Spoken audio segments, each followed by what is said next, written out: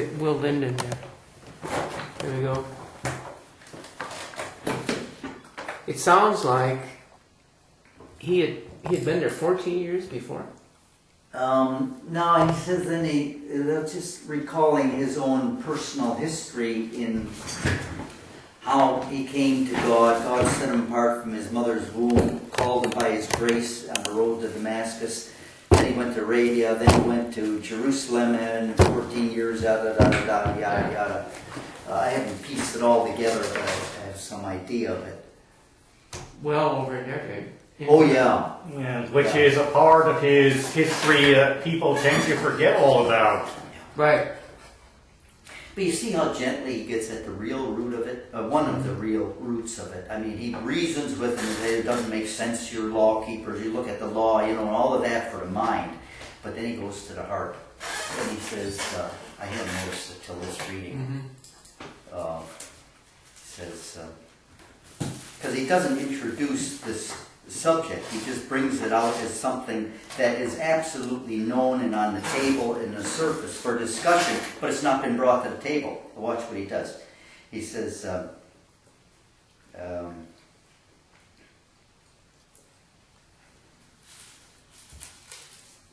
it's not even in that 5th chapter where all that stuff comes out. It's later. He says, but let us not lose heart in doing good. For in due time, if we faint not, we shall reap. See, that's the thing, living by faith and following Christ and not having the circumcision to boast in and all the Jewish trappings and the Christianity, I'm a member of this and that. That all has to go, and you have nothing left. And it gets very dreadfully discouraging. He says, but in due time, if we faint not, we shall reap. That he finally gets to it in the last, section there. Really hits it up hard, so that they had no doubt that he understood their heart, their mind, the pressures they were under from whatever. And well, that's the point. But that's you reap what you sowed, too. So you had to, if you're going to reap it, you had to, Thank you. Yeah, you had to have sowed it a while before. I mean, that's the thing I'm always discovering in life. I mean, I do it too, but I notice with everybody. Everybody's sowing something different than they think they are. But see, what's been missing from that paradigm and all these people who preach karma, all karma means in Sanskrit is direct object in grammar.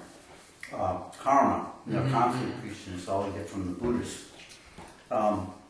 They would have to close their mouth if I told them the story I've told you about Albert Hayhoe and his kids. Saying, if you do that one more time, Danny, you're not getting your dessert.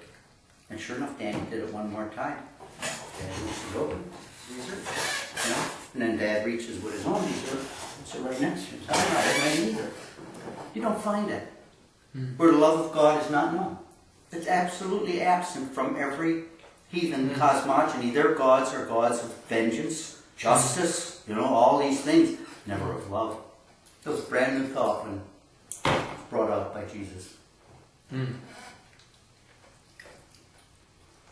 I'm sure you notice it, because you mingle with these people, you're in their meetup groups. Yes, I am. And there's a limit to every one of them. They will not accept Jesus. They get nothing about what the Father is like. They can't. And the same now applies to the Jews, including the Orthodox. They have more vague hints among them. They'll look at passages that are a contradiction and talk about God as a Father, or force you to think of him that way, but they won't go beyond that. They can't until they acknowledge Jesus. I have no time for messianics. Right, well, a Muslim will say not that he's God's son, but he is God's slave. Well, that's what Abdallah means. Oh. Abdallah means slave? Means slave of Allah. Oh, okay. Right. Yeah, there's all those Ab's names are prefixing slave to one of the names or epithets of God. So Abba means slave of Ba? Abd. Hebrew, you're talking about the Arabic. Yes. Yeah. I went for a false cognate there quickly, but yeah. So what does he mean when he says, "Be as I am, for I also am as ye, and nothing is wrong with me, or weakness of the flesh and so on, but be as I am, for I also am as ye." I've used that in my writing, and the other day reading it myself on a windowsill, I thought, I don't know what that means. I really don't. What does he mean by that? Be as I. Mm-hmm. What does he mean by be as I? Mm-hmm. Be as I am.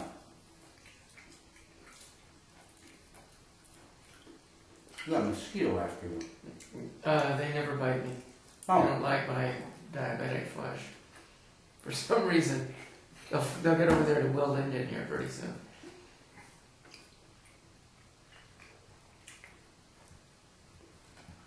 can I turn this on for 60 seconds? Sure, absolutely. Remind me to turn it off. Well, this little section on the tape will have to be heavily edited, but. Mm-hmm. Oh, you still have tape on? Yeah. Oh, yeah. Oh my And goodness. I wanted to get the discussion on it too. Oh, Yeah. well, what does it mean? Be as I am, for I also am as ye.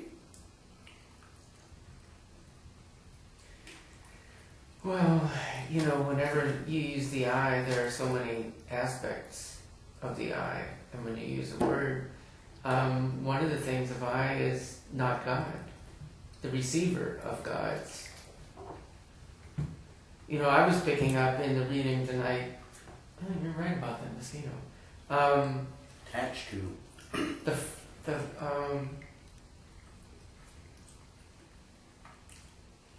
The phenomenon of the representative or the messenger, you know, tantamount to it is not I that sin, but the, you know, devil within me or whatever it is. Christ never says, he says, I am the way, the truth, and life unto the Father, unto something else. He's a conduit. He's not the Father. He's who leads us to the loving Father. The way, the process, the via. And Paul was saying that too. I represent something else. And it's seldom that someone says, I mean, Moses brought down the 10 Commandments 3 times, right? And nobody really says, other than I am that I am. If you're following the point I'm making. No, up till last, I did, but when you said I am that I am. Well, that's where I am that I am stopped. This is, you know, I'm not the way to something else. I'm the it. That's what the burning bush said. Right, so it's like, never you mind, you'll see who I am. That's sort of my point. It's not, you know, I'm representing, I mean, for example, if I'm playing a piece, I didn't write those notes. You know, I'm conducting them to you and inside those thoughts. So when I was picking that up from Paul, is he's, you know, one of, if I could say it, one of the gates of intelligence, intelligence meaning information. So he gives us information through that conduit. That's that. This is a long answer to your question. Be as I am. I am is partly that. I am is not the source. I am is a way to the source. You with me? Will Linden? I'm not on that.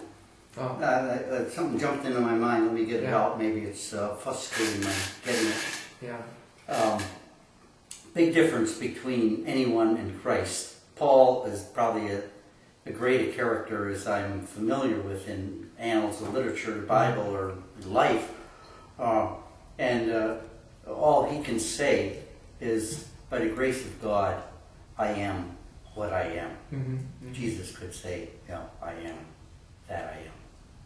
Mm. But, there's a world of difference because Mm.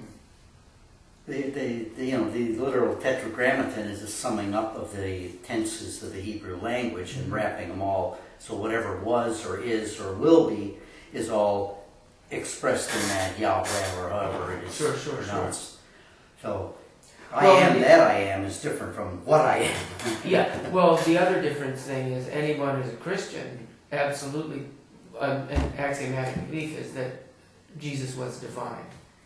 And Paul never says I'm divine. Paul says I'm a man. Yeah.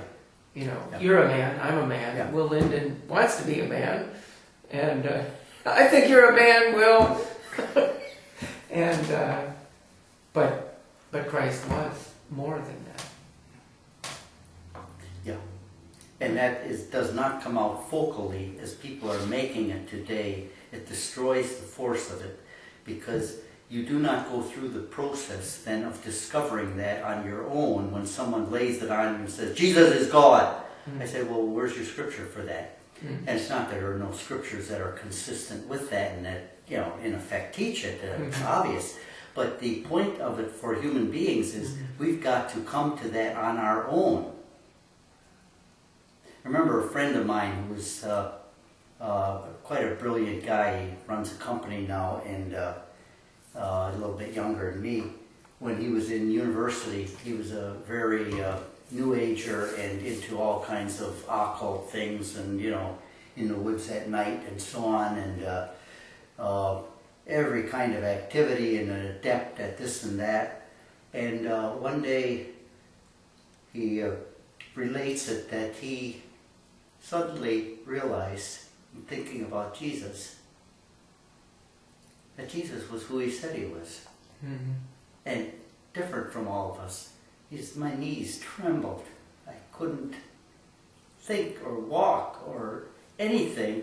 He totally changed on that day. And he said, it's an afterthought, walking through the woods, all of a sudden he started getting scared after that because he became very aware of what it was that was out there and that he was formerly trafficking with.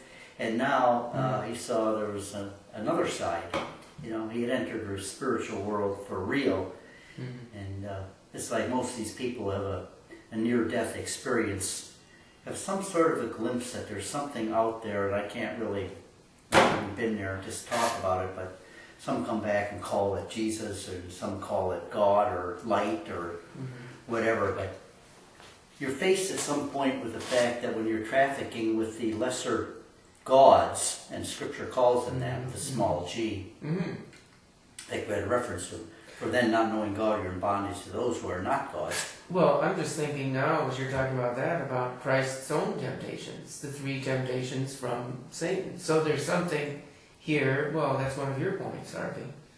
The prince of this world, who took over for Adam. Right? Yeah. And that's a ravening, lion or wolf? Seeking whom he would devour. Yeah. Yeah. And a dragon in Revelation and an ancient serpent. And so those are out there looking for flesh to feed. It was a curious thing, I don't know if I mentioned it, just in conversation today with someone again, yesterday here at the door. They didn't know what an oracle was. I said, you never heard of the oracle at Delphi? No. And guy was fairly conversant with the spiritual world. He surprised me. I said, are you aware that all the oracles around the world are in a single geodesic belt that is, latitudinally described. And one by one, they all closed down.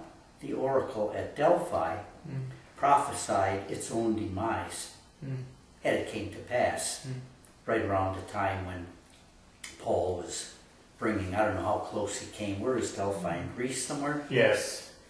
Somewhere in the middle, because they called it the navel, the omphalos. Yeah. With the same band, all them around the Well, now, so the witch of Endor is on some kind of she was a woman who was adept, but they already... So you're speaking of the established oracles, not just the people. The established oracles, what they call in the occult literature, power spots. Judy and I dumbed on the one when we took our trip for the first vacation that we had. We said, well, let's fly down to Yucatan. what happened to be summer solstice when we got there. And here were all these robed people with strange right, garments yeah. trying to revive the power spots of the world. And I thought, hold it, is Christianity really over? Because it was Christianity and the news of the gospel that shut them down one at a time. Interesting. As the news of the gospel came, Delphi shut down. Was that the same time when the new word went out that Pan was dead? I'm not familiar with that, Will. Yeah, well, was something about the time of Jesus